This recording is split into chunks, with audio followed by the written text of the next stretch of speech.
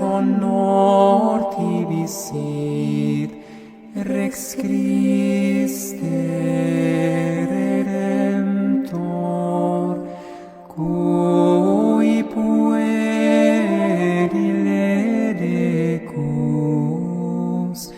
prompsito sanapi. De Pablo, apóstol de Cristo Jesús, por decisión de Dios que lo ha llamado, y de Sóstenes nuestro hermano. A la iglesia de Dios que está en Corinto, a ustedes que Dios santificó en Cristo Jesús, pues fueron llamados a ser santos con todos aquellos que por todas partes invocan el nombre de Cristo Jesús, Señor nuestro, y de ellos. Reciban bendición y paz de Dios Padre y de Cristo Jesús, el Señor. Doy gracias sin cesar a mi Dios por ustedes y por la gracia de Dios que les ha sido otorgada en Cristo Jesús, pues en Él han llegado a ser ricos de mil maneras, recibiendo todos los dones de palabra y de conocimiento, a medida que se afianzaba entre ustedes el mensaje de Cristo. No les falta ningún don espiritual y solo esperan la venida gloriosa de Cristo Jesús, nuestro Señor. Él los mantendrá firmes hasta el fin, para que estén sin tacha el día en que venga Cristo Jesús, nuestro Señor. Dios es fiel, el que los ha llamado a esta comunión con su Hijo Jesucristo, nuestro Señor. Les ruego, hermanos, en nombre de Cristo Jesús, nuestro Señor, que se pongan todos de acuerdo y terminen con las divisiones, que encuentren un mismo modo de pensar y los mismos criterios. Personas de la casa de Cloé me han hablado de que hay rivalidades entre ustedes. Puedo usar esta palabra ya que uno dice, yo soy de Pablo, y el otro, yo soy de Apolo, o yo soy de Cefas, o yo soy de Cristo. ¿Quieren dividir a Cristo? ¿Acaso fue Pablo crucificado por ustedes? ¿O fueron bautizados en el nombre de Pablo? Doy gracias a Dios de no haber bautizado a ninguno de ustedes, a excepción de Crispo y Gayo, pues así nadie podrá decir que fue bautizado en mi nombre. Perdón, también bauticé a la familia de Estéfanas. Fuera de estos, no recuerdo haber bautizado a ningún otro. De todas maneras, no me envió Cristo a bautizar, sino a proclamar el Evangelio, y no con discursos sofisticados, pues entonces la cruz de Cristo ya no tendría sentido, porque el lenguaje de la cruz resulta una locura para los que se pierden, pero para los que se salvan, para nosotros, es poder de Dios. Ya lo dijo la Escritura, destruiré la sabiduría de los sabios y haré fracasar la pericia de los instruidos. Sabios, entendidos, teóricos de este mundo, ¿cómo quedan puestos? Y la sabiduría de este mundo, Dios la dejó como loca. Pues el mundo, con su sabiduría, no reconoció a Dios cuando ponía por obra su sabiduría. Entonces a Dios le pareció bien salvar a los creyentes con esta locura que predicamos. Mientras los judíos piden milagros y los griegos buscan el saber, nosotros proclamamos a un Mesías crucificado. Para los judíos, ¡qué escándalo! Y para los griegos, ¡qué locura! Pero para los que Dios ha llamado, judíos o griegos, este Mesías es fuerza de Dios y sabiduría de Dios. Pues las locuras de Dios tienen más sabiduría que los hombres, y la debilidad de Dios es más fuerte que los hombres. Fíjense, hermanos, en ustedes, los elegidos de Dios. ¿Cuántos de ustedes tienen el saber humano o son de familias nobles e influyentes? Dios ha elegido lo que el mundo considera necio para avergonzar a los sabios, y ha tomado lo que es débil en este mundo para confundir lo que es fuerte. Dios ha elegido lo que es común y despreciado en este mundo, lo que es nada, para reducir a la nada lo que es. y así ningún mortal podrá alabarse a sí mismo ante Dios. Por gracia de Dios, ustedes están en Cristo Jesús. Él ha pasado a ser sabiduría nuestra venida de Dios, y nuestro mérito y santidad, y el precio de nuestra libertad. Así está escrito: el que se gloríe en el Señor. Gloria laus et honor tibi sit, Rex Christe Redemptor, cui puerile. Por mi parte, hermanos, cuando los visité para anunciarles el misterio de Dios, no llegué con el prestigio de la elocuencia o de la sabiduría. Al contrario, no quise saber nada fuera de Jesucristo y Jesucristo crucificado. Por eso me presenté ante ustedes débil, temeroso y vacilante. Mi palabra y mi predicación no tenían nada de la argumentación persuasiva de la sabiduría humana, sino que era demostración del poder del Espíritu, para que ustedes no basaran su fe en la sabiduría de los hombres, sino en el poder de Dios. Es verdad que anunciamos una sabiduría entre aquellos que son personas espiritualmente maduras, pero no la sabiduría de este mundo, ni la que ostentan los dominadores de este mundo, condenados a la destrucción. Lo que anunciamos es una sabiduría de Dios, misteriosa y secreta, que Él preparó para nuestra gloria antes que existiera el mundo. Aquella que ninguno de los dominadores de este mundo alcanzó a conocer, porque si la hubieran conocido, no habrían crucificado al Señor de la gloria. Nosotros anunciamos, como dice la Escritura, lo que nadie vio ni oyó y ni siquiera pudo pensar, aquello que Dios preparó para los que lo aman. Dios nos reveló todo esto por medio del Espíritu, porque el Espíritu lo penetra todo, hasta lo más íntimo de Dios.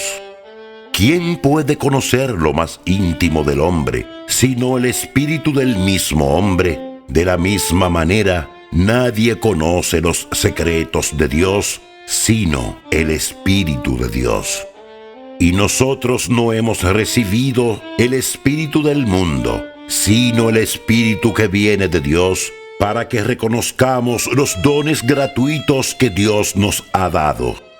Nosotros no hablamos de estas cosas con palabras aprendidas de la sabiduría humana, sino con el lenguaje que el Espíritu de Dios nos ha enseñado, expresando en términos espirituales las realidades del Espíritu. El hombre puramente natural no valora lo que viene del Espíritu de Dios. Es una locura para él y no lo puede entender, porque para juzgarlo necesita del Espíritu. El hombre espiritual, en cambio, todo lo juzga y no puede ser juzgado por nadie. Porque ¿quién penetró en el pensamiento del Señor para poder enseñarle? Pero nosotros tenemos el pensamiento de Cristo. Gloria laus et honor tibi sit, Rex Christe. Por mi parte, no pude hablarles como a los hombres espirituales, sino como a hombres carnales, como a quienes todavía son niños en Cristo. Los alimenté con leche y no con alimento sólido, porque aún no podían tolerarlo, como tampoco ahora, ya que siguen siendo carnales. Los celos y discordias que hay entre ustedes, ¿no prueban acaso que todavía son carnales y se comportan de una manera puramente humana? Cuando uno dice, yo soy de Pablo, y el otro, yo soy de Apolo, ¿acaso no están procediendo como lo haría cualquier hombre? Después de todo, ¿quién es Apolo? ¿Quién es Pablo? Simples servidores por medio de los cuales ustedes han creído, y cada uno de ellos lo es según lo que ha recibido del Señor. Yo planté y Apolo regó, pero el que ha hecho crecer es Dios. Ni el que planta ni el que riega valen algo, sino Dios que hace crecer. No hay ninguna diferencia entre el que planta y el que riega. Sin embargo, cada uno recibirá su salario de acuerdo con el trabajo que haya realizado. Porque nosotros somos cooperadores de Dios, y ustedes son el campo de Dios, el edificio de Dios. Según la gracia que Dios me ha dado, yo puse los cimientos como lo hace un buen arquitecto, y otro edifica encima. Que cada cual se fije bien de qué manera construye. El fundamento ya está puesto y nadie puede poner otro, porque el fundamento es Jesucristo. Sobre él se puede edificar con oro, plata, piedras preciosas, madera, pasto o paja. La obra de cada uno aparecerá tal como es, porque el día del juicio, que se revelará por medio del fuego, la pondrá de manifiesto, y el fuego probará la calidad de la obra de cada uno. Si la obra construida sobre el fundamento resiste la prueba, el que la hizo recibirá la recompensa. Si la obra es consumida, se perderá. Sin embargo, su autor se salvará como quien se libra del fuego. ¿No saben que ustedes son templo de Dios y que el Espíritu de Dios habita en ustedes? Si alguno destruye el templo de Dios, Dios lo destruirá a él. Porque el templo de Dios es sagrado y ustedes son ese templo. Que nadie se engañe. Si alguno de ustedes se tiene por sabio en este mundo, que se haga insensato para ser realmente sabio. Porque la sabiduría de este mundo es locura delante de Dios. En efecto, dice la Escritura, Él sorprende a los sabios en su propia astucia. Y además, el Señor conoce los razonamientos de los sabios y sabe que son vanos. En consecuencia, que nadie se gloríe en los hombres, porque todo les pertenece a ustedes. Pablo, Apolo o Cefas, el mundo, la vida, la muerte, el presente o el futuro. Todo es de ustedes, pero ustedes son de Cristo y Cristo es de Dios. Gloria laus et honor tibi sit, Rex Christe Redemptor, cui Los hombres deben considerarnos simplemente como servidores de Cristo y administradores de los misterios de Dios. Ahora bien, lo que se pide a un administrador es que sea fiel. En cuanto a mí, poco me importa que me juzguen ustedes o un tribunal humano, ni siquiera yo mismo me juzgo. Es verdad que mi conciencia nada me reprocha, pero no por eso estoy justificado. Mi juez es el Señor.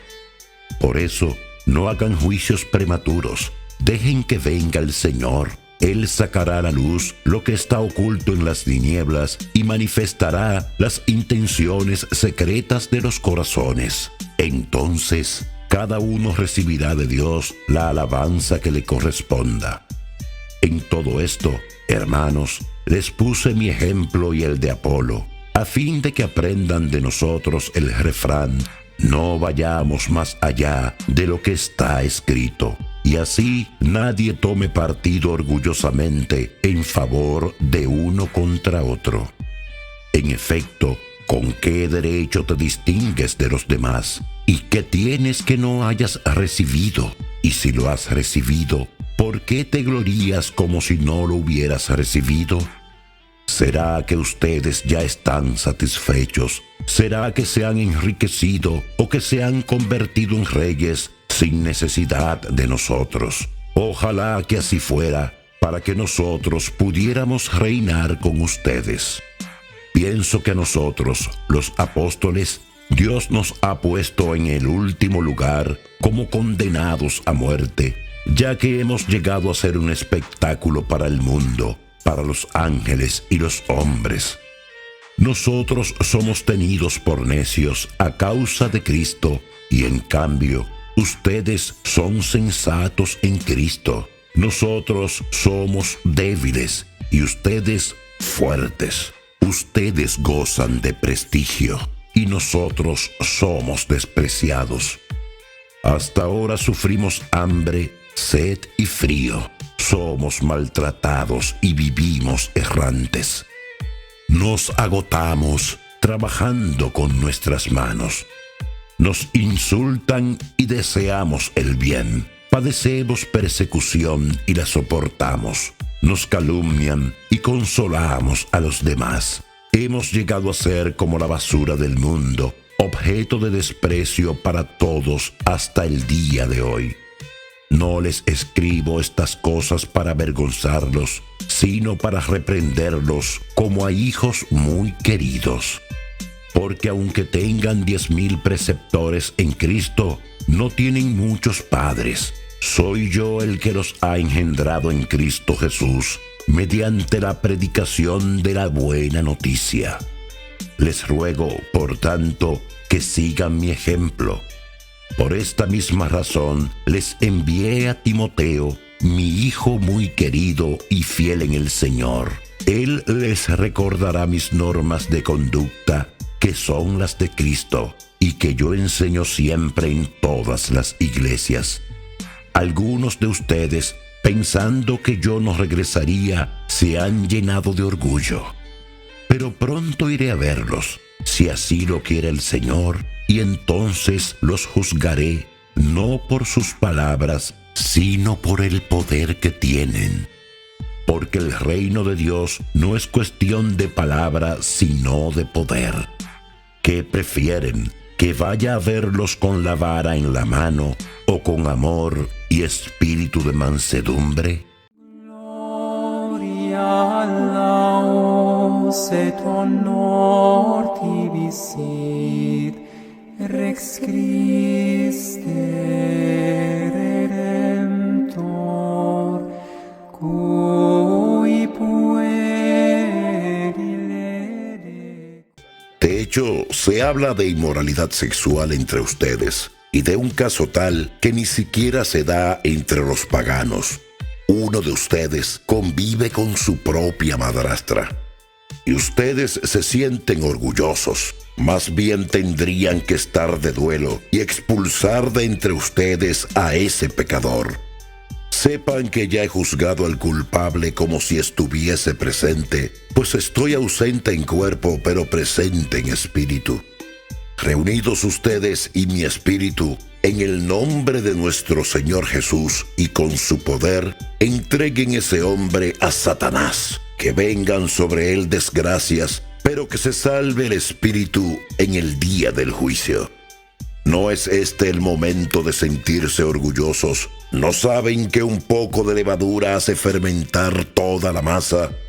Echen fuera la vieja levadura y purifíquense. Ustedes han de ser una masa nueva, pues si Cristo es para nosotros la víctima pascual, ustedes son los panes sin levadura. Entonces basta ya de vieja levadura, la levadura del mal y del vicio, y celebren la fiesta con el pan sin levadura, que es la pureza y sinceridad. En mi carta les decía que no tuvieran trato con la gente de mala conducta. Por supuesto que no me refería a los no cristianos que practican el libertinaje sexual, a los que quieren tener siempre más, a los que se aprovechan de los demás o a los que adoran a los ídolos. De ser así, ustedes tendrían que salir de este mundo. Yo les decía que no tuvieran trato con quienes, llamándose hermanos, se convierten en inmorales, explotadores, adoradores de ídolos, chismosos, borrachos o estafadores. Ni siquiera deben comer con ellos. Yo no tengo por qué juzgar a los que están fuera, pero ¿no son ustedes quienes deben juzgar a los que están dentro? Dejen que Dios juzgue a los que están fuera, pero ustedes saquen al perverso de entre ustedes.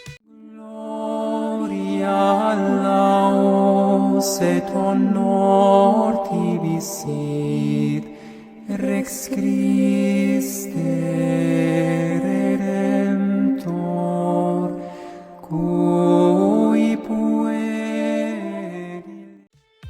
¿Cómo es posible que cuando uno de ustedes tiene algún conflicto con otro, se atreve a reclamar justicia a los injustos en lugar de someterse al juicio de los santos?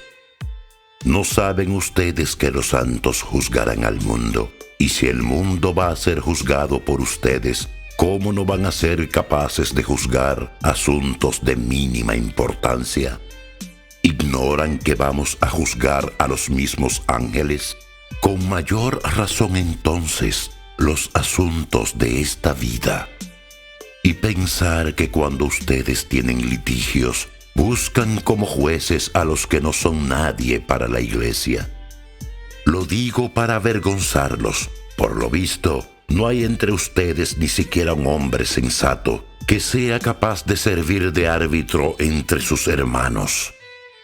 Un hermano pleita con otro, y esto delante de los que no creen. Ya está mal que haya litigios entre ustedes. ¿Acaso no es preferible sufrir la injusticia o ser despojado? Pero no, ustedes mismos son los que cometen injusticias y defraudan a los demás, y esto es entre hermanos.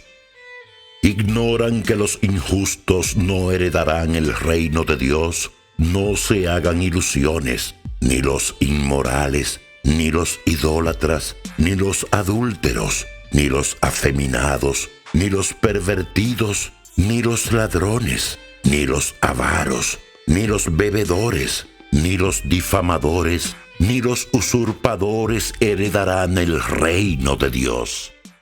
Gloria laus et honor tibi sit, Rex. Algunos de ustedes fueron así, pero ahora han sido purificados, santificados y justiciados en el nombre de nuestro Señor Jesucristo y por el Espíritu de nuestro Dios. Todo me está permitido, pero no todo es conveniente. Todo me está permitido, pero no me dejaré dominar por nada.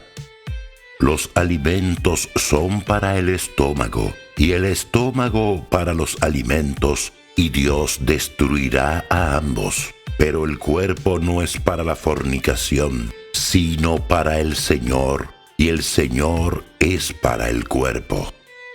Y Dios que resucitó al Señor, nos resucitará también a nosotros con su poder.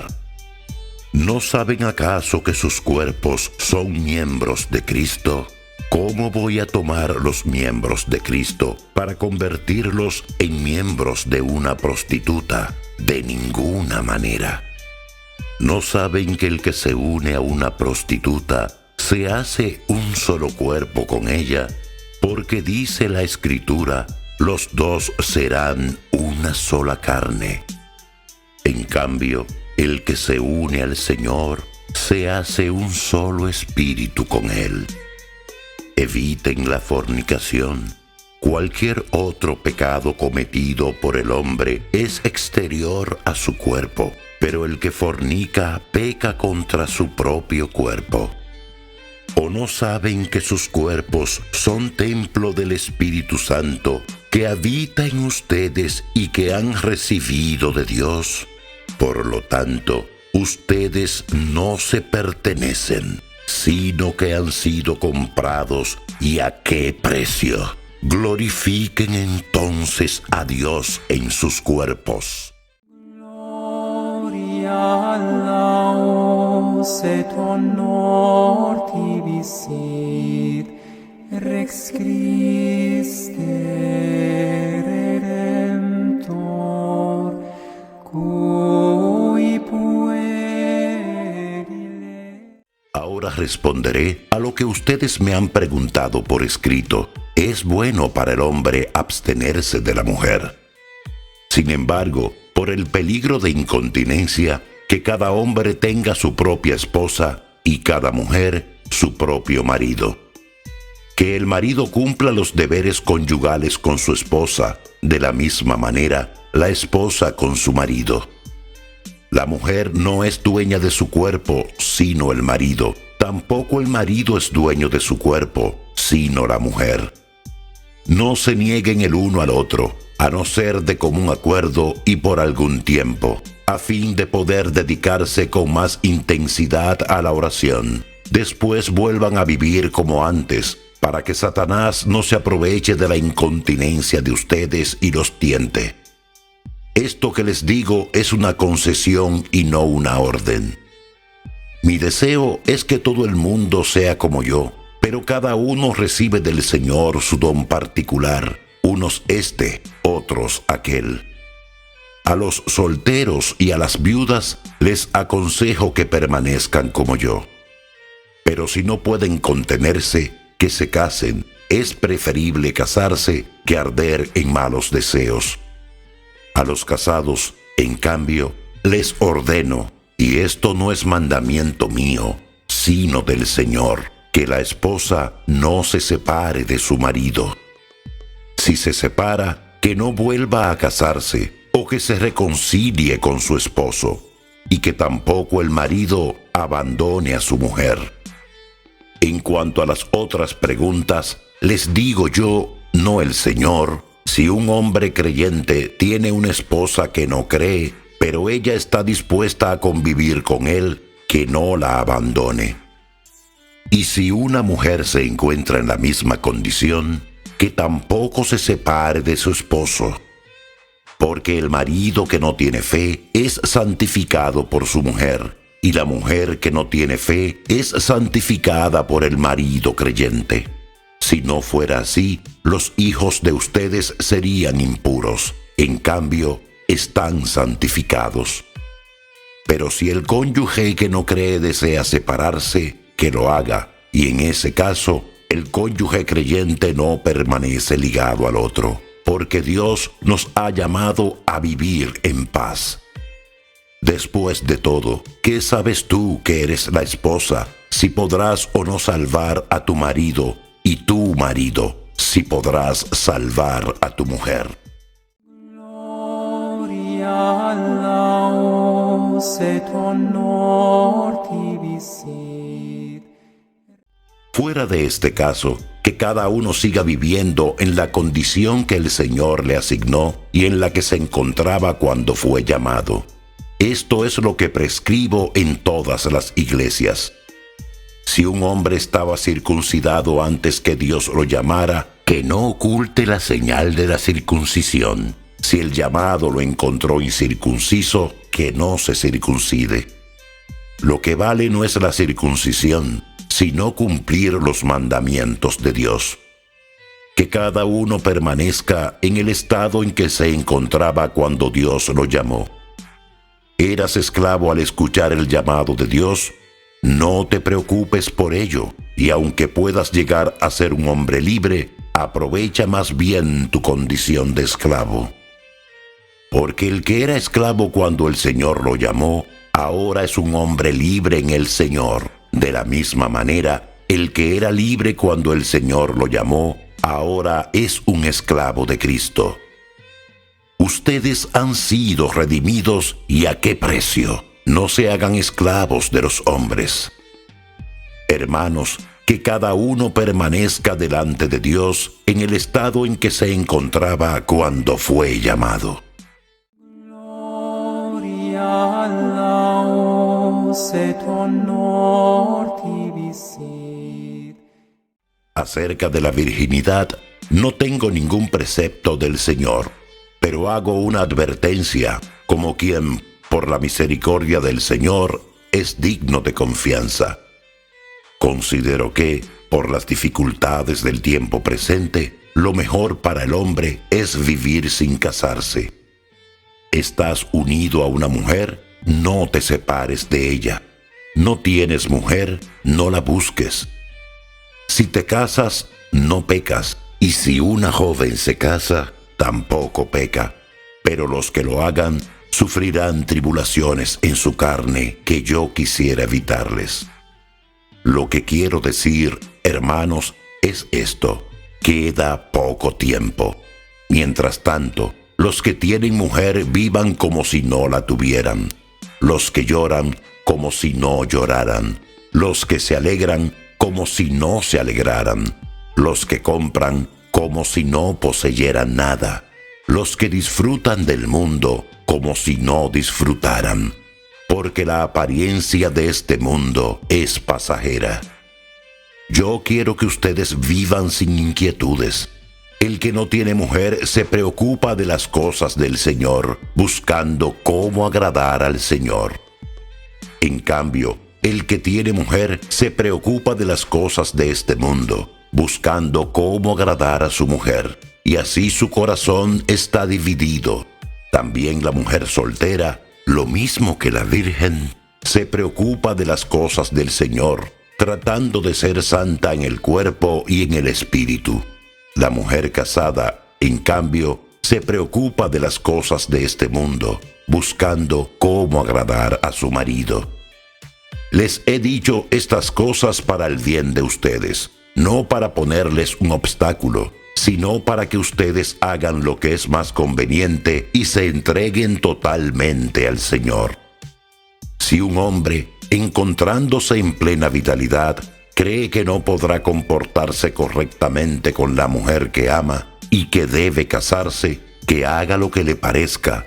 Si se casan, no comete ningún pecado. En cambio, el que decide no casarse con ella porque se siente interiormente seguro y puede contenerse con pleno dominio de su voluntad, también obra correctamente. Por lo tanto, el que se casa con la mujer que ama hace bien, pero el que no se casa obra mejor todavía. La mujer permanece ligada a su marido mientras éste vive. En cambio, si muere el marido, queda en libertad para casarse con el que quiera, pero en esto debe ser guiada por el Señor. Sin embargo, será más feliz si no vuelve a casarse, de acuerdo con mi consejo. Ahora bien, yo creo tener el Espíritu de Dios. Gloria laus et honor tibi sit, Rex Christe Redemptor, cui puerile decum. Con respecto a la carne sacrificada a los ídolos, todos tenemos el conocimiento debido, ya lo sabemos, pero el conocimiento llena de orgullo, mientras que el amor edifica. Si alguien se imagina que conoce algo, no ha llegado todavía a conocer cómo es debido. En cambio, el que ama a Dios es reconocido por Dios.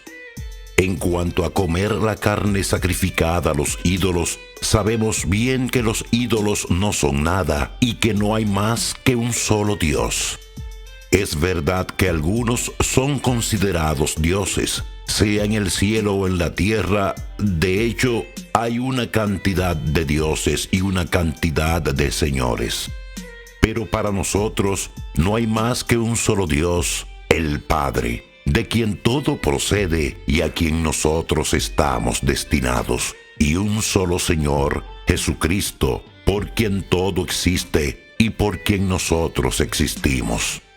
Sin embargo, no todos tienen este conocimiento. Algunos, habituados hasta hace poco a la idolatría, comen la carne sacrificada a los ídolos como si fuera sagrada, y su conciencia, que es débil, queda manchada.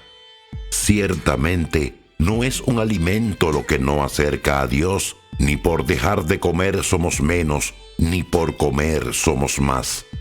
Pero tengan cuidado que el uso de esta libertad no sea ocasión de caída para el débil. Si alguien te ve a ti que sabes cómo debe obrar, sentado a la mesa en un templo pagano, no se sentirá autorizado, a causa de la debilidad de su conciencia, a comer lo que ha sido sacrificado a los ídolos?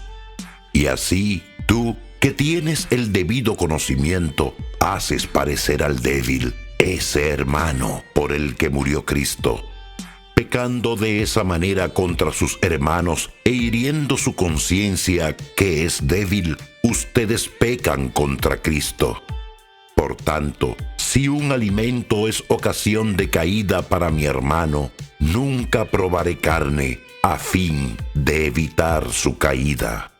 Gloria laus et honor tibi sit, Rex Christe Redemptor, cui pueri ledecus. ¿Acaso yo no soy libre? ¿No soy apóstol?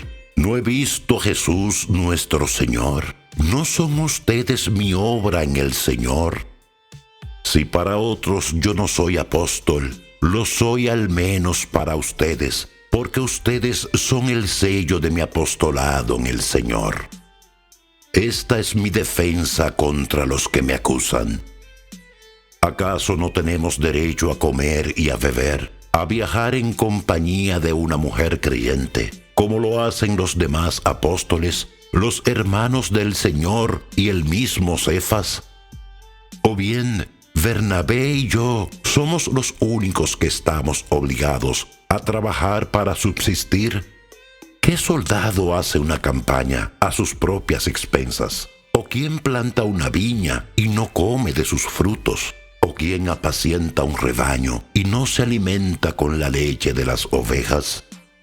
Aunque parezca que hablo en términos demasiado humanos, la ley nos enseña lo mismo. Porque está escrito en la ley de Moisés: no pondrás bozal al buey que trilla.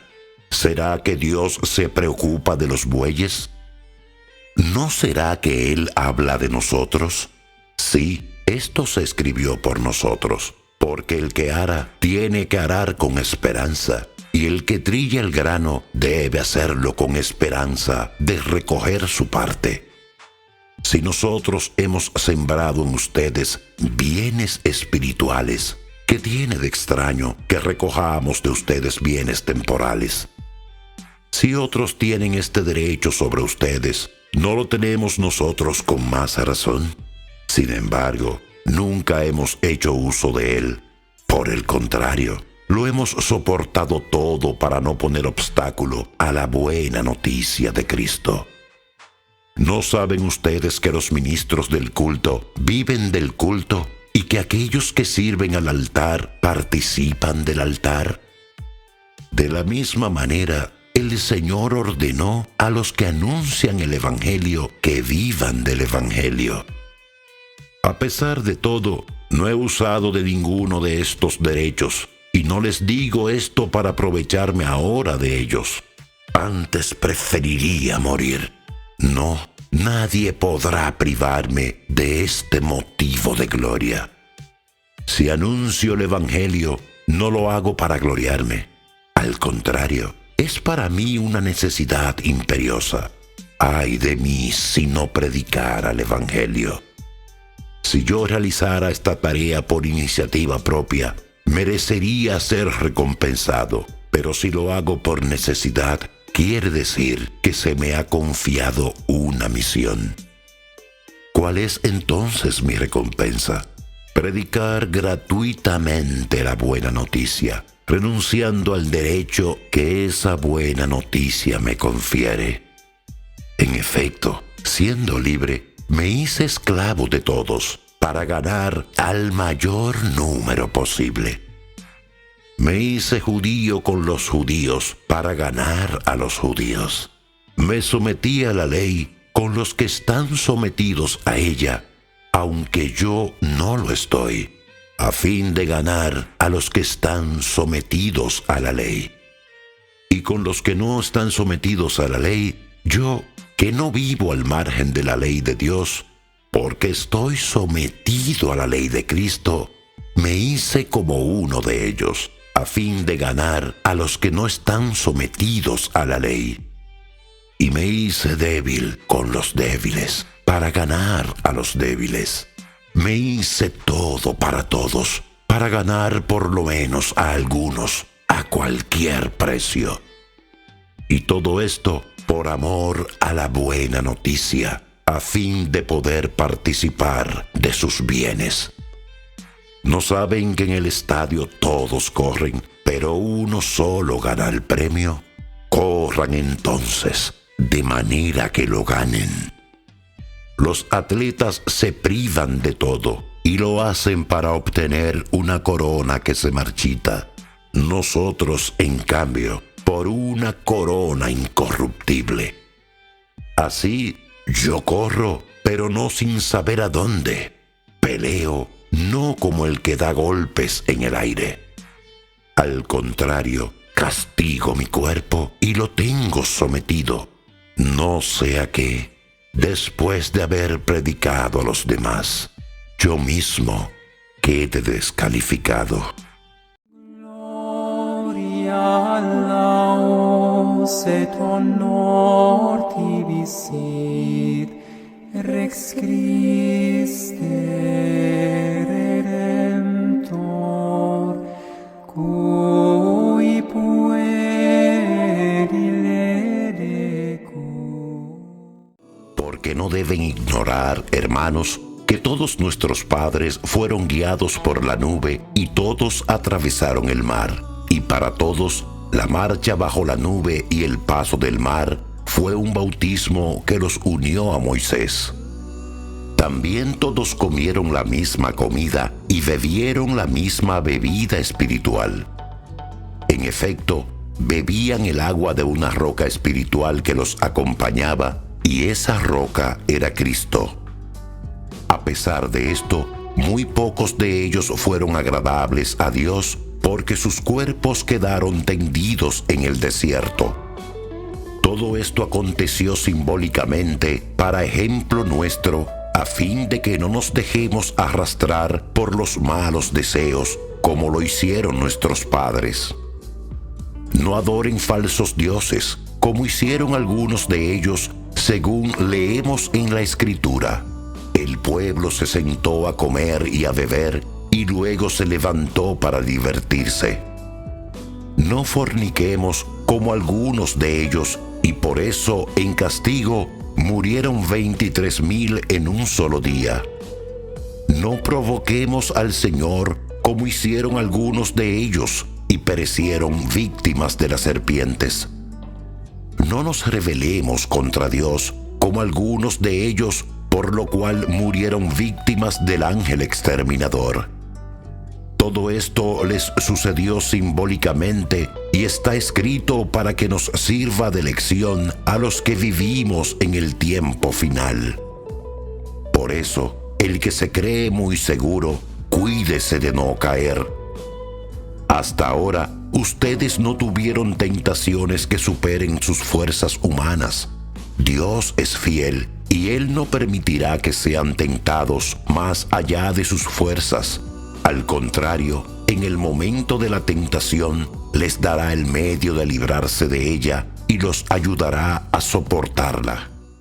Gloria laus et honor tibi sit. Por esto, queridos míos, eviten la idolatría.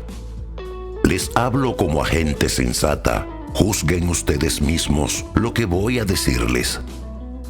La copa de bendición que bendecimos, ¿no es acaso comunión con la sangre de Cristo? ¿Y el pan que partimos, no es comunión con el cuerpo de Cristo? Ya que hay un solo pan, todos nosotros, aunque somos muchos, formamos un solo cuerpo, porque participamos de ese único pan. Pensemos en Israel según la carne.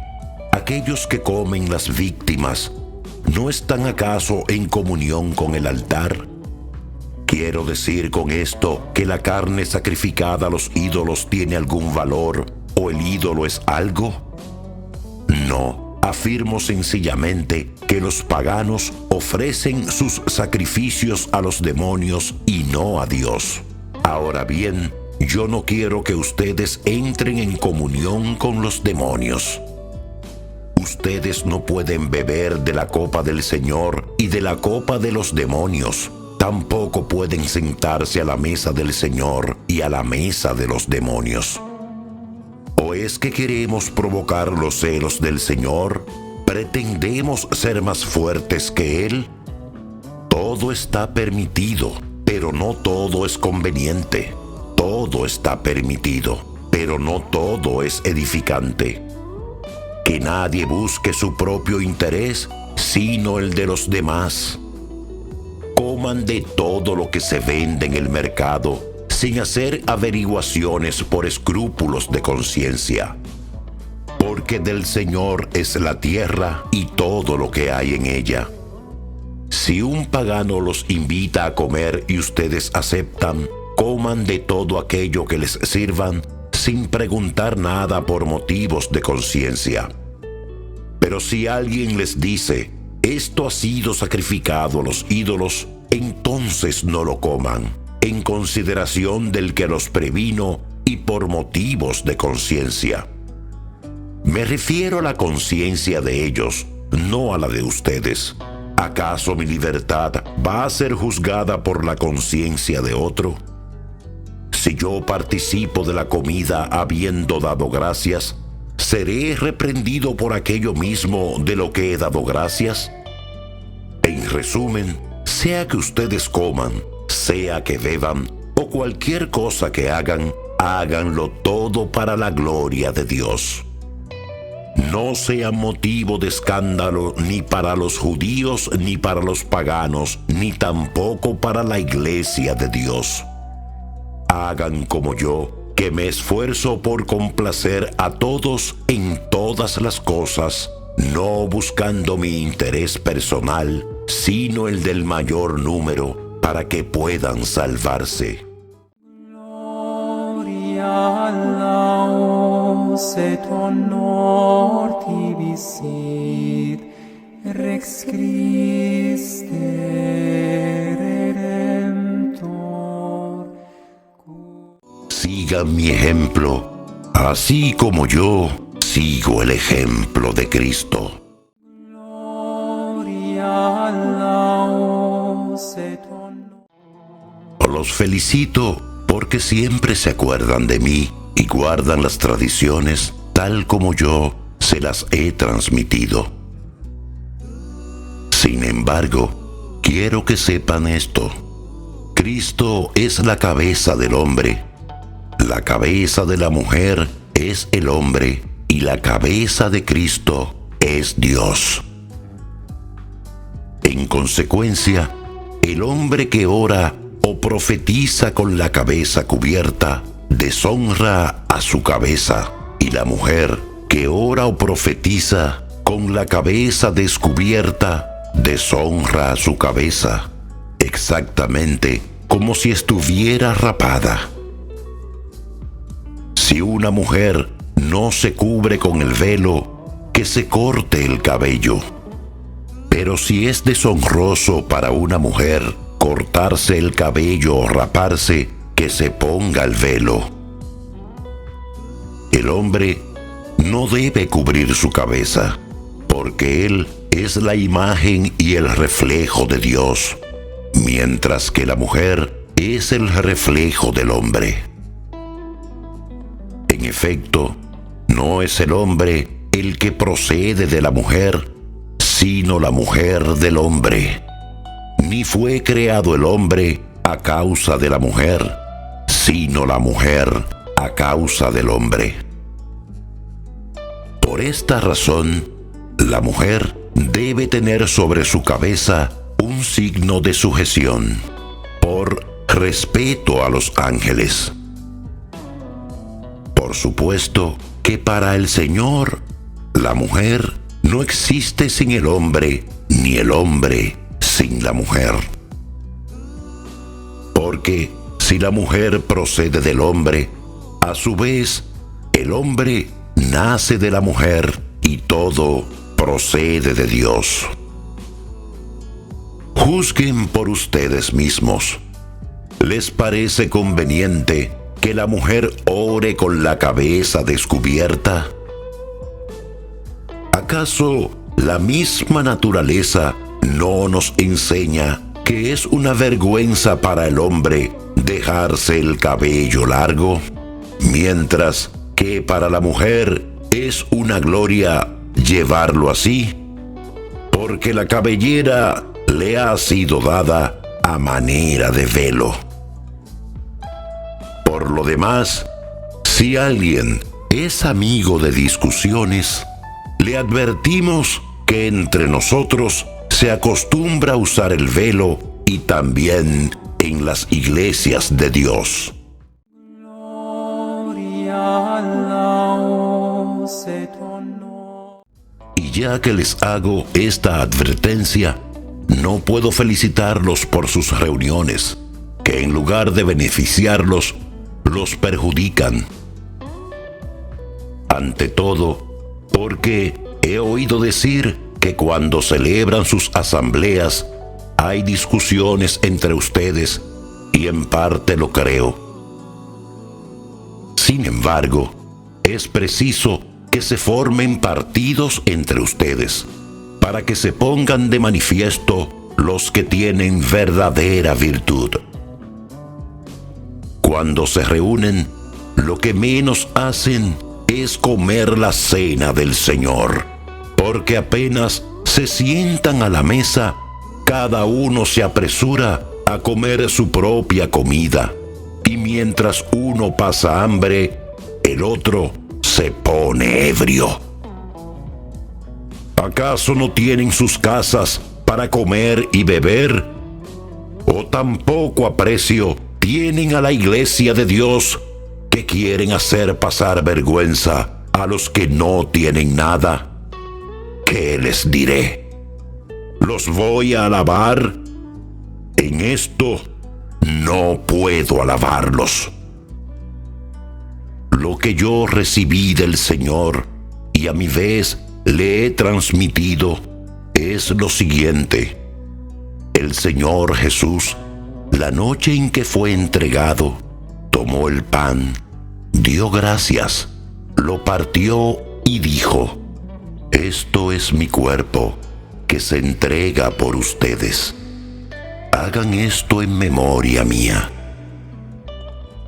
De la misma manera, después de cenar, tomó la copa, diciendo: esta copa es la nueva alianza, que se sella con mi sangre.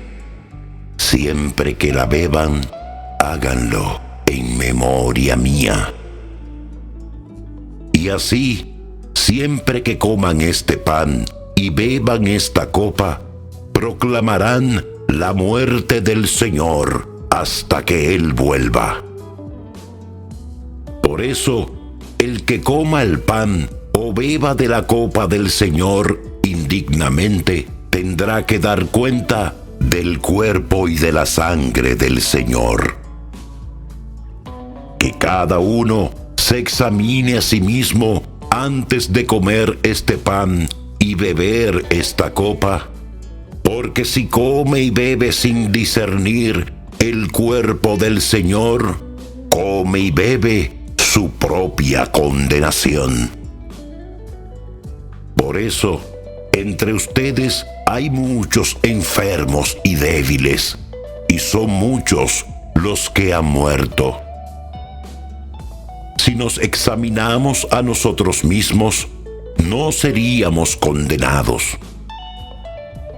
Pero el Señor nos juzga y nos corrige para que no seamos condenados con el mundo.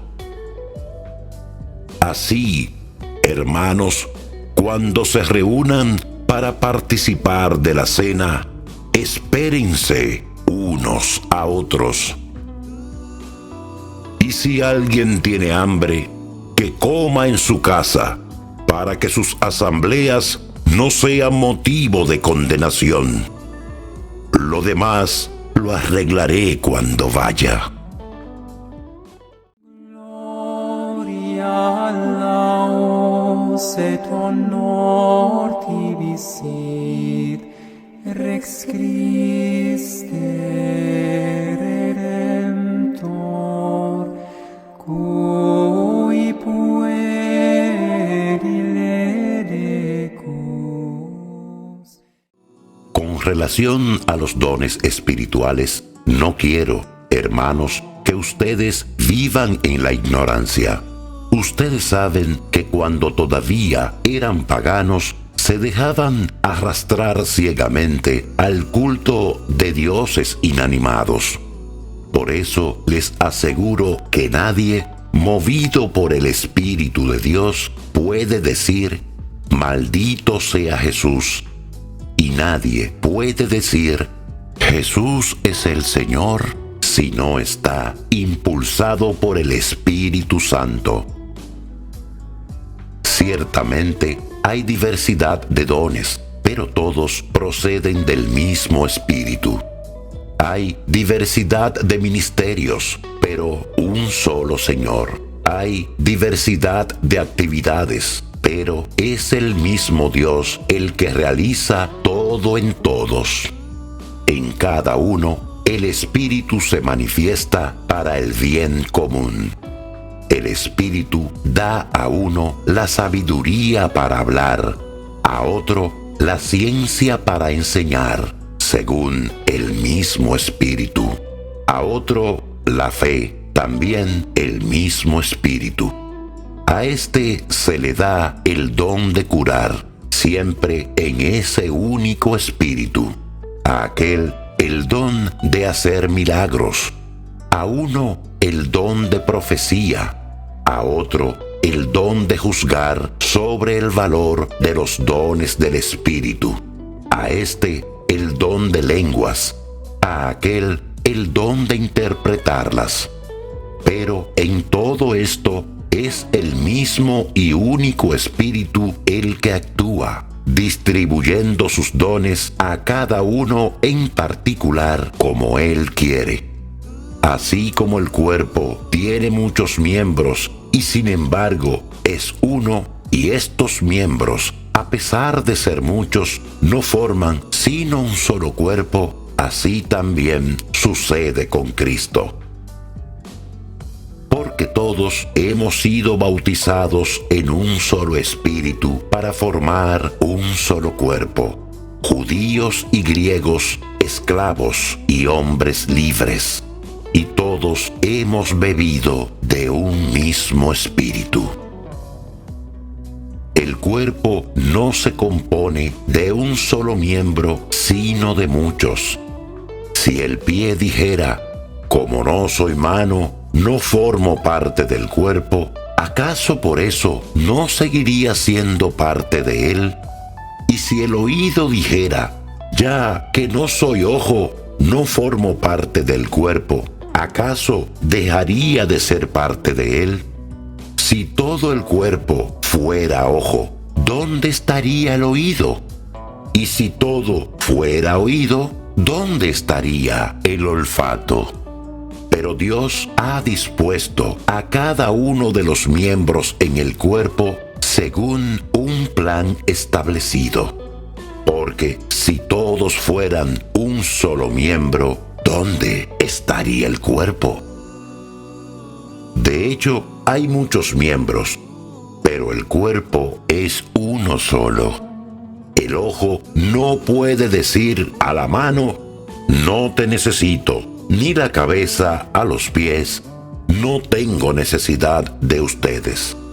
Más aún, los miembros del cuerpo que consideramos más débiles también son necesarios. Y los que consideramos menos decorosos son los que tratamos más decorosamente.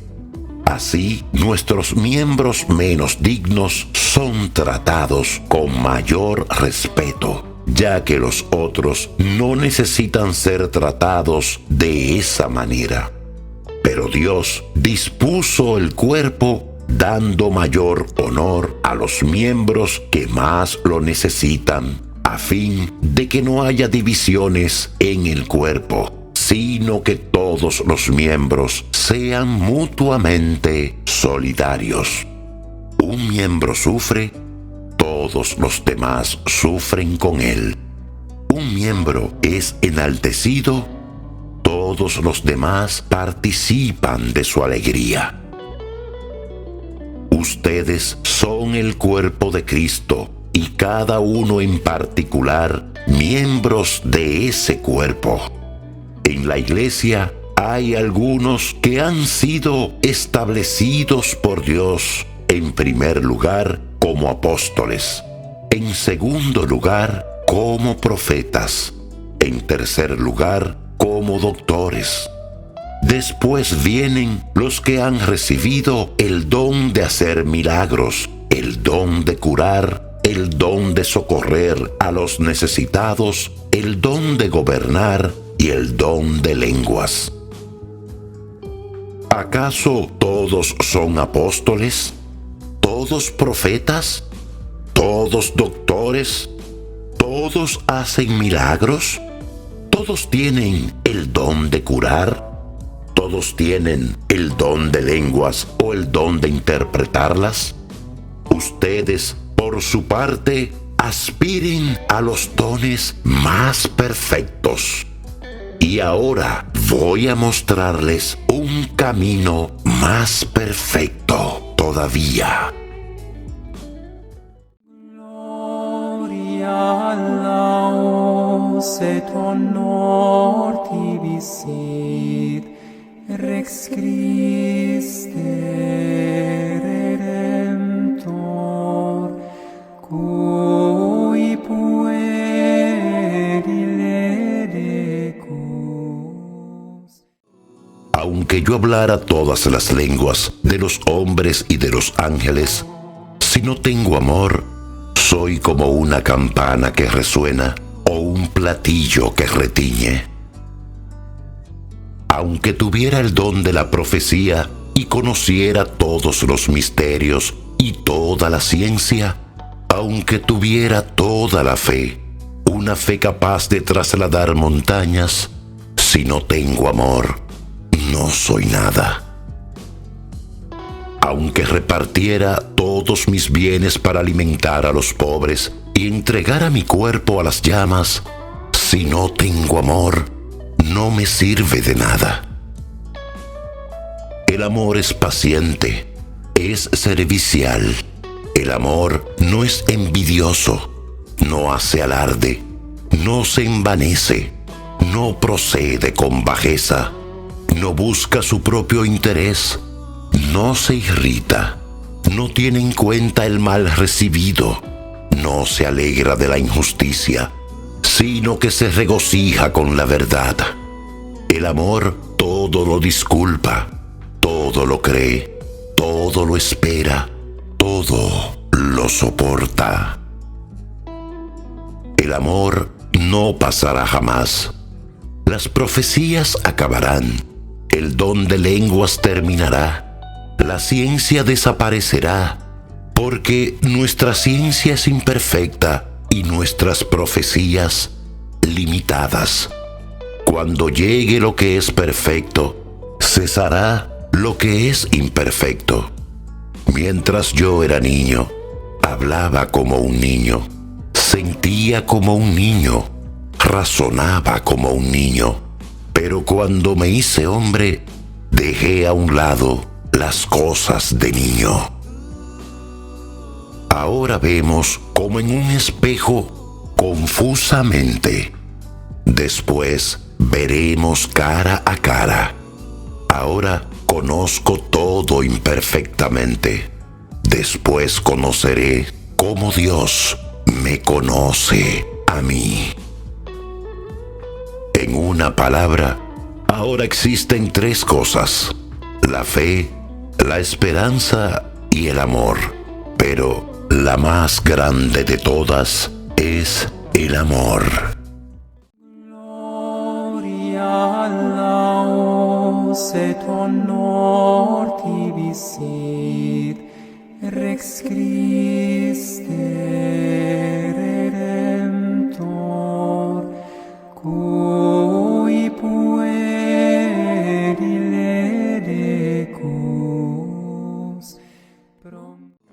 Procuren alcanzar ese amor y aspiren también a los dones espirituales, sobre todo al de la profecía, porque aquel que habla un lenguaje incomprensible no se dirige a los hombres, sino a Dios, y nadie le entiende.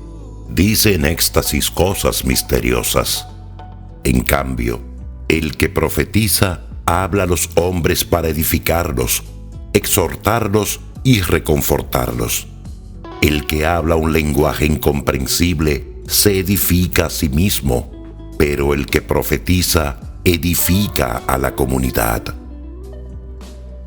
Mi deseo es que todos ustedes tengan el don de lenguas, pero prefiero que profeticen, porque el que profetiza aventaja al que habla un lenguaje incomprensible, a no ser que este último también interprete ese lenguaje para edificación de la comunidad. Supongamos, hermanos, que yo fuera a verlos y les hablara en esa forma. ¿De qué les serviría si mi palabra no les aportara ni revelación, ni ciencia, ni profecía, ni enseñanza? Sucedería lo mismo con los instrumentos de música. Por ejemplo, la flauta o la cítara. Si las notas no suenan distintamente, nadie reconoce lo que se está ejecutando. Y si la trompeta emite un sonido confuso, ¿quién se lanzará al combate? Así les pasa a ustedes. Si no hablan de manera inteligible, ¿cómo se comprenderá lo que dicen? Estarían hablando en vano. No sé cuántos idiomas diversos hay en el mundo, y cada uno tiene sus propias palabras. Pero si ignoro el sentido de las palabras, seré como un extranjero para el que me habla, y él lo será para mí. Así, ya que ustedes ambicionan tanto los dones espirituales, procuren abundar en aquellos que sirven para edificación de la comunidad. Por esta razón, el que habla un lenguaje incomprensible debe orar pidiendo el don de interpretarlo, porque si oro en un lenguaje incomprensible, mi espíritu ora, pero mi inteligencia no saca ningún provecho. ¿Qué debo hacer entonces? Orar con el espíritu y también con la inteligencia. Cantar himnos con el espíritu y también con la inteligencia. Si bendices a Dios solamente con el espíritu, ¿cómo podrá el no iniciado decir amén a tu acción de gracias, ya que no entienden lo que estás diciendo? Sin duda, tu acción de gracias es excelente, pero eso no sirve de edificación para el otro. Yo doy gracias a Dios porque tengo el don de lenguas más que todos ustedes.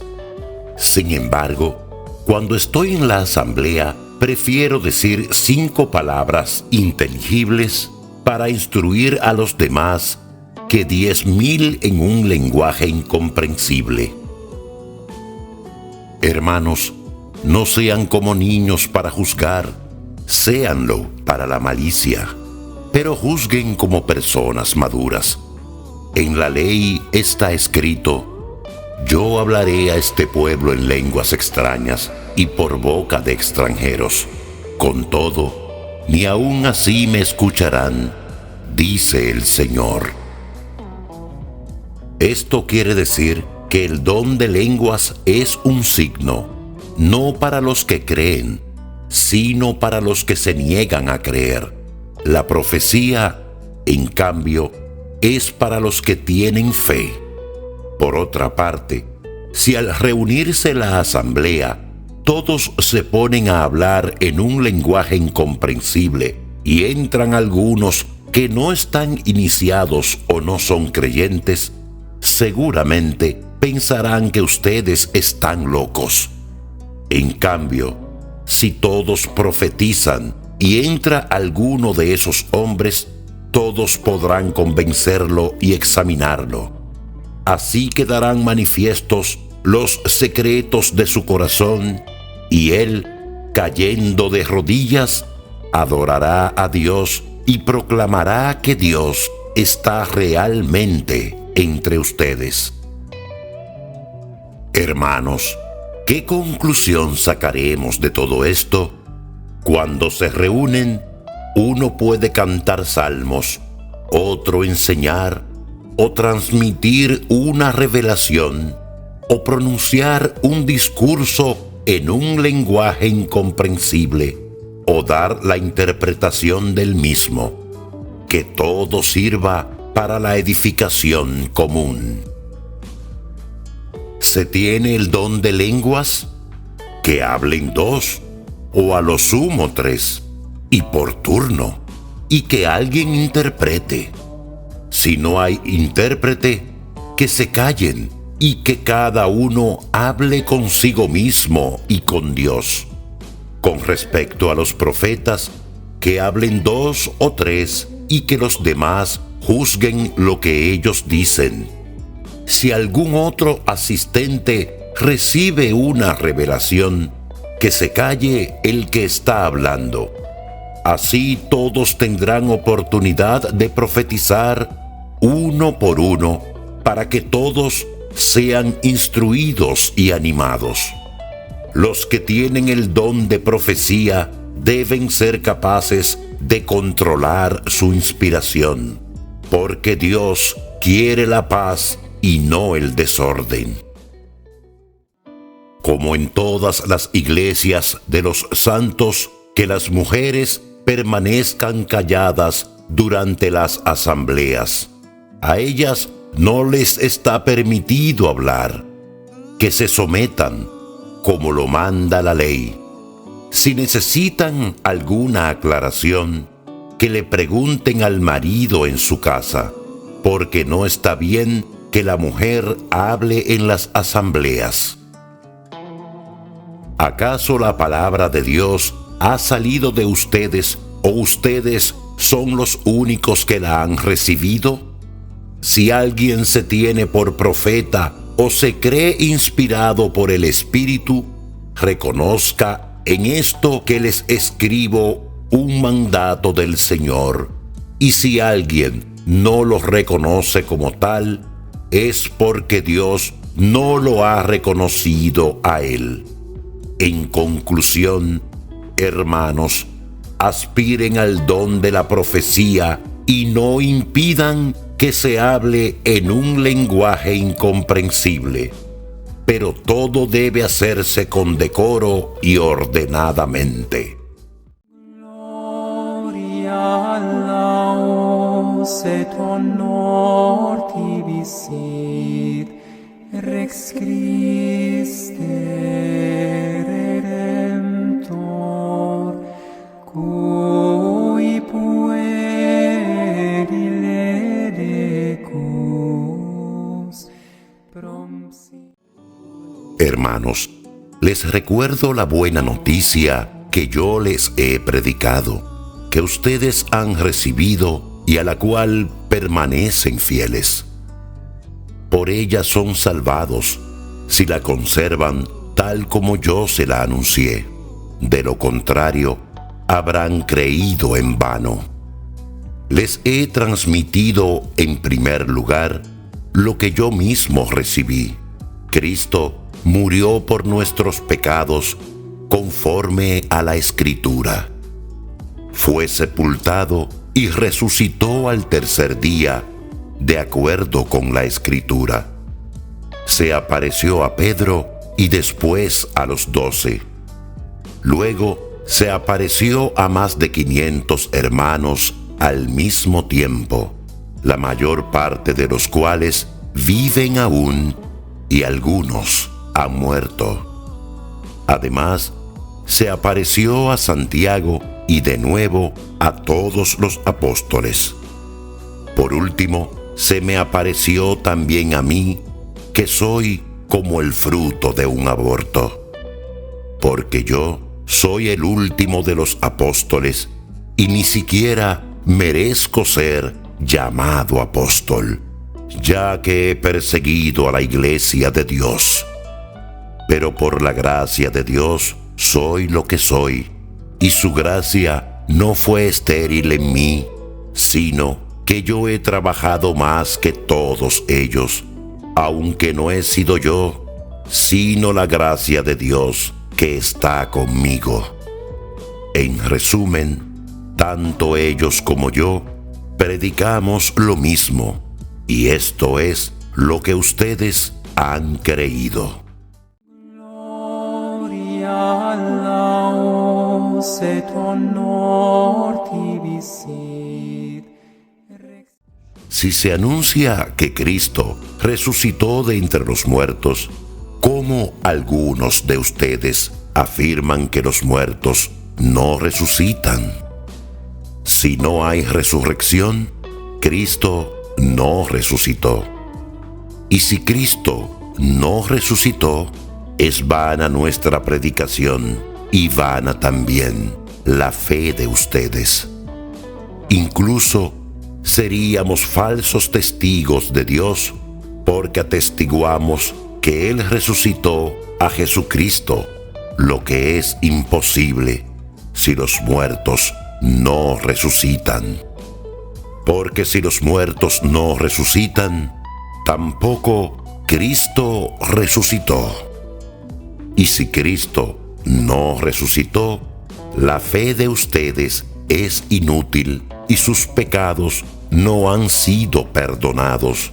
En consecuencia, los que murieron con la fe en Cristo han perecido para siempre. Si nosotros hemos puesto nuestra esperanza en Cristo solamente para esta vida, seríamos los hombres más dignos de lástima. Pero no, Cristo resucitó de entre los muertos, el primero de todos. Porque la muerte vino al mundo por medio de un hombre, y también por medio de un hombre viene la resurrección.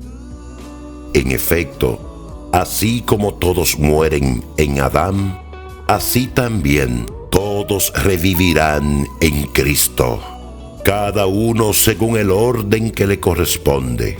Cristo, el primero de todos, luego aquellos que estén unidos a Él en el momento de su venida. Enseguida vendrá el fin, cuando Cristo entregue el reino a Dios, el Padre, después de haber aniquilado todo principado, dominio y poder. Porque es necesario que Cristo reine hasta que ponga a todos los enemigos debajo de sus pies. El último enemigo que será vencido es la muerte, ya que Dios todo lo sometió bajo sus pies.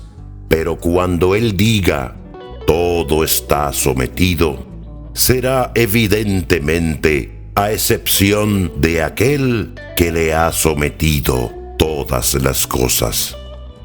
Y cuando el universo entero le sea sometido, el mismo Hijo se someterá también a aquel que le sometió todas las cosas, a fin de que Dios sea todo en todos. Si no fuera así, ¿de qué sirve bautizarse por los que han muerto? Si los muertos no resucitan, ¿qué sentido tiene bautizarse por ellos? Y nosotros mismos, ¿por qué nos exponemos a cada instante al peligro? Cada día yo me enfrento con la muerte, y esto es tan cierto, hermanos, como que ustedes son mi orgullo en Cristo Jesús, nuestro Señor. ¿Y qué he ganado si solamente por motivos humanos yo tuve que luchar con las fieras en Efeso? Si los muertos no resucitan, comamos y bebamos, porque mañana moriremos. No se dejen engañar. Las malas compañías corrompen las buenas costumbres. Vuelvan a comportarse como es debido y no pequen más, porque hay algunos entre ustedes que todavía no saben nada de Dios. Lo digo para vergüenza de ustedes. Gloria laus et honor tibi sit. Alguien preguntará, ¿cómo resucitan los muertos? ¿Con qué clase de cuerpo? Tu pregunta no tiene sentido. Lo que siembras no llega a tener vida si antes no muere. Y lo que siembras no es la planta tal como va a brotar, sino un simple grano de trigo, por ejemplo, o de cualquier otra planta. Y Dios da a cada semilla la forma que Él quiere, a cada clase de semilla, el cuerpo que le corresponde. No todos los cuerpos son idénticos. Una es la carne de los hombres, otra la de los animales, otra la de las aves y otra la de los peces. Hay cuerpos celestiales y cuerpos terrestres, y cada uno tiene su propio resplandor. Uno es el resplandor del sol, otro el de la luna, y otro el de las estrellas, y aún las estrellas difieren unas de otras por su resplandor. Lo mismo pasa con la resurrección de los muertos. Se siembran cuerpos corruptibles y resucitarán incorruptibles. Se siembran cuerpos humillados y resucitarán gloriosos. Se siembran cuerpos débiles y resucitarán llenos de fuerza. Se siembran cuerpos puramente naturales y resucitarán cuerpos espirituales, porque hay un cuerpo puramente natural y hay también un cuerpo espiritual. Esto es lo que dice la Escritura. El primer hombre, Adán, fue creado como un ser viviente. El último Adán, en cambio, es un ser espiritual que da la vida. Pero no existió primero lo espiritual, sino lo puramente natural. Lo espiritual viene después. El primer hombre procede de la tierra y es terrenal, pero el segundo hombre procede del cielo. Los hombres terrenales serán como el hombre terrenal, y los celestiales como el celestial. De la misma manera que hemos sido revestidos de la imagen del hombre terrenal, también lo seremos de la imagen del hombre celestial. Les aseguro, hermanos, que lo puramente humano no puede tener parte en el reino de Dios, ni la corrupción puede heredar lo que es incorruptible. Les voy a revelar un misterio. No todos vamos a morir, pero todos seremos transformados. En un instante, en un abrir y cerrar de ojos, cuando suene la trompeta final, porque esto sucederá, los muertos resucitarán incorruptibles y nosotros seremos transformados. Lo que es corruptible debe revestirse de la incorruptibilidad, y lo que es mortal debe revestirse de la inmortalidad. Cuando lo que es corruptible se revista de la incorruptibilidad y lo que es mortal se revista de la inmortalidad, entonces se cumplirá la palabra de la Escritura: la muerte ha sido vencida. ¿Dónde está, muerte, tu victoria? ¿Dónde está tu aguijón? Porque lo que provoca la muerte es el pecado, y lo que da fuerza al pecado es la ley. Demos gracias a Dios que nos ha dado la victoria por nuestro Señor Jesucristo. Por eso, queridos hermanos, permanezcan firmes e inconmovibles, progresando constantemente en la obra del Señor, con la certidumbre de que los esfuerzos que realizan por Él no serán vanos. Gloria laus et honor tibi sit, Rex Christe Redemptor, cui puerile decus, prompsito sana pium. En cuanto a la colecta en beneficio de los santos de Jerusalén, sigan las mismas instrucciones que di a las iglesias de Galacia. El primer día de la semana, cada uno de ustedes guarde en su casa lo que haya podido ahorrar para que las donaciones no se recojan solamente a mi llegada. Una vez allí, enviaré a los que ustedes hayan elegido para que lleven a Jerusalén esas donaciones con una carta de recomendación. Si conviene que yo también vaya, ellos viajarán conmigo. Yo iré a verlos después de atravesar Macedonia, donde estaré de paso. Tal vez me quede con ustedes algún tiempo, a lo mejor durante todo el invierno, a fin de que me ayuden a proseguir viaje hasta el lugar de mi destino, porque no quiero verlos solo de paso, sino que espero quedarme algún tiempo entre ustedes, si el Señor lo permite.